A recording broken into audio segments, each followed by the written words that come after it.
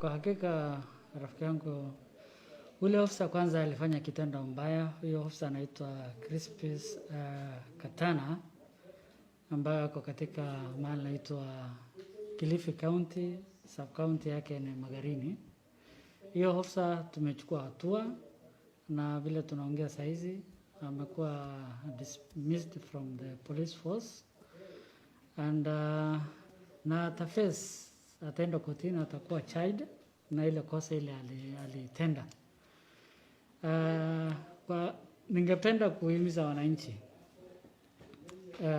hiyo kitendo ambayo walichukua hiyo clip katika hiyo kisa ilikuwa ni mzuri, na ningependa kwanza kuwashukuru wale walichukua hiyo clip. Ningesema hongera kwao, asante.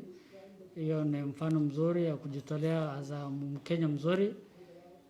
Huyo ofisa ni ofisa ambayo hali yake ya kikazi ya nidhamu ni mbaya sana. Hatukufurahia kama viongozi katika polisi, na vile vile wananchi hatukufurahia. Ningependa kupea warning ile maofficers wako na kitendo kama hizo, wasisi kabisa. Hiyo kitendo sio mzuri, na whoever atapatikana na kitendo kama hiyo, nina hakika sheria itachukua mkondo wake. Maybe for our English viewers,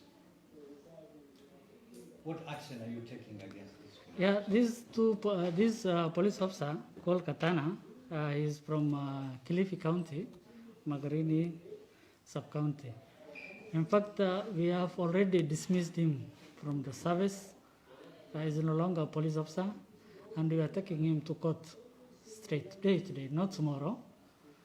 I could like to thank the member of the public who has taken that clip. I could say thank you very much, and that is the way to go. We have some police officers who are rotten police officers and rogue police officers. We shall not entertain them in the service. Let them know that we are looking, and even the wananchis, they are very keen the way you are working. So take care of my officers, and whoever has a bad discipline, we shall take discipline against him. Thank you. When is he likely to appear in court? Today. Today? Yeah, in Kilifi. Yes. Otherwise, how is the region in total? Yeah, the region is good. Region iko salama, salimin, we thank God. Yangu tu ni kuhimiza wananchi, jamani tutie manane, kufunga mdomo, na vile vile kuosha mkono, kuweka distance, na kama huna shughuli zozote katika town, kaa kwako nyumbani. Tafadhali, hii janga mnaona ni ukweli, usione ati ni mzaha, imeua watu, wengine ni wagonjwa. Kwa hivyo kueleza kitu, usitujaribu sisi. Hii ugonjwa ukaambia waache hii kitu, fanya.